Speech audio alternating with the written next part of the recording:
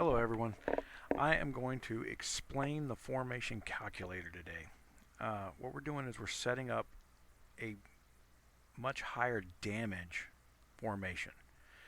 Uh, when we go into to set a formation up, I've already come through here and set up my formation for the 195,000 troops that I have.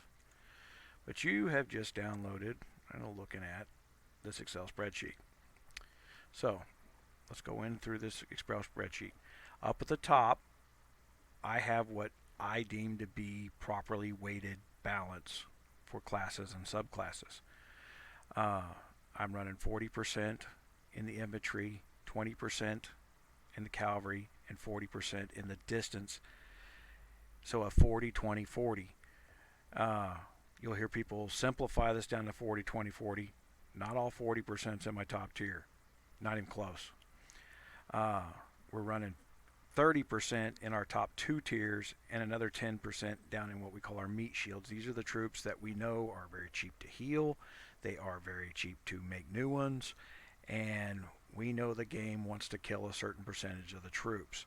And how it rolls and determines that seems to be okay if we throw a bunch of bodies at it. So that's why we have a meat shield down in there.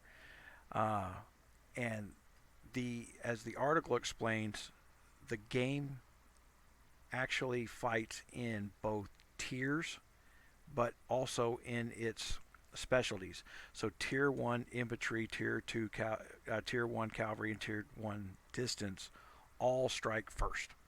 Then the tier 2s, then the tier 3s. It is not all your infantry, then all your cavalry, then all your distance. So there is fodder and food to feed the traps and what else that may be there that's very cheap to recover from. So right here on line 21, we have what is my top tier of troop. I'm C26, I'm at C28 right now, but C26s, we have a top tier of 9. So I've placed that number in there. I put my march capacity. You gain your march capacity from looking at the total number of troops your march can carry. The very simple. The calculator where it says buff added, if you want to put your static, now my buff's already on, and so you can put your normal troops, static troops in there, and then say, okay, when I'm ready to roll, I'm going to run a 25% capacity boost. Well, the reality is you can't set the formation up without the boost turned on. So it's in there. You can do it in theory, and it's good for letting you know how many troops you need for multiple marches. But the goal here is not to build your overall power, but to make that one march very powerful. It's better to have one really powerful march than it is to have 5 really weak ones. So if I put in a multiplier of 2, for my march, I need to have 50,000 of my top tier troops. Now, top tier does not necessarily mean, because I'm top tier of 9, that it is 9 and 8. It happens to be that way with C26s. But if we go to this troop stats page, and let's say you're a C25, that means your top tier is 8. We look at our subclasses right here. So you'd be doing 8s and 7s. Well, 8s and 7s are both riflemen.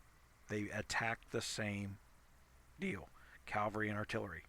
So your two top subclasses would be tier 8 and tier 6.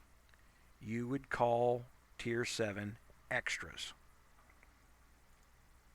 where we would go down in there and we say for each remaining of the 7 tiers, I'm going to put 557 in there. You'd be putting 557 in your tier 7s, and you'd be putting the 29,000 in your tier 8s. I'm sorry, your tier 6s. It's so that there are 6 total classes rolling. You need to counterbalance each one of them if you're going to get that extra 15-20% kill ratio. All right. So gone down through here, we've come out and we've added all these numbers into our formation. We've made sure we got our airship turned on and we have saved it. Yeah. So anytime I go do something out in the world,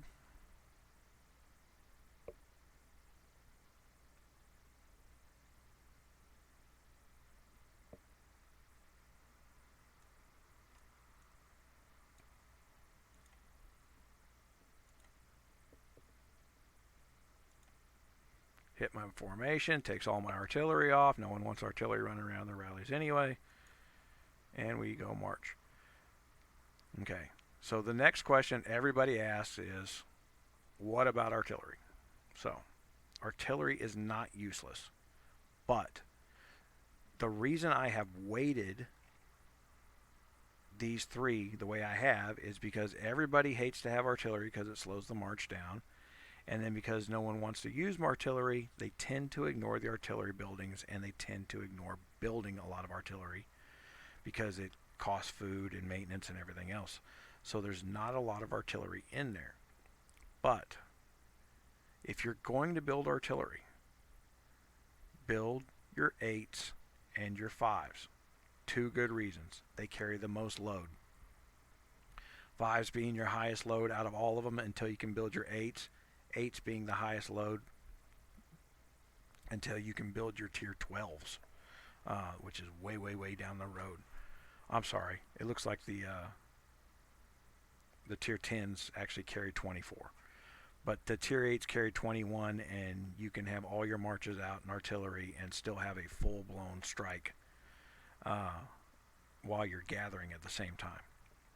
So your tier 5s, tier 8s. But more importantly on these two, they are damage absorbing. So if you drag some artillery along with you, they will take literally damage off the table. It will save some infantry's lives. So if you're getting slaughtered heavily, that's a place to go look at that. So now let's go test our strikes. Now, we have a kingdom-wide nap in 312. So the best place to go test is the mines.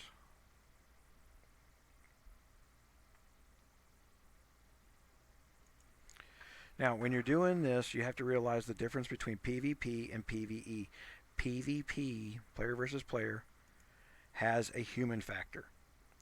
They will not upgrade their towers. They'll ignore their forges. They will do all kinds of things. We can go in here to level 3 where we're allowed to attack somebody. And the goal here is not to actually win. Yeah. But let's take a look at who we're attacking real quick.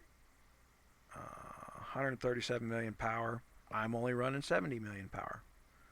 So now this shows that I'm running 10.9 million power if I don't adjust anything. I want to turn on my adjustments and lose troop power. And I just beat him up. So I didn't even lose a single troop. Yeah. And you can see why, based on stats alone, he shouldn't have been there. And that netted me 68,000 and change. What you want to do here is go up higher levels to where you know you're going to lose, and keep playing with your formations until you see more kills per strike. Yeah, I hope this has been helpful. Please subscribe on the YouTube channel. Join up on the site to get emails when we put other articles up. RogersRaiders.com. Please visit. I appreciate it all. Thank you.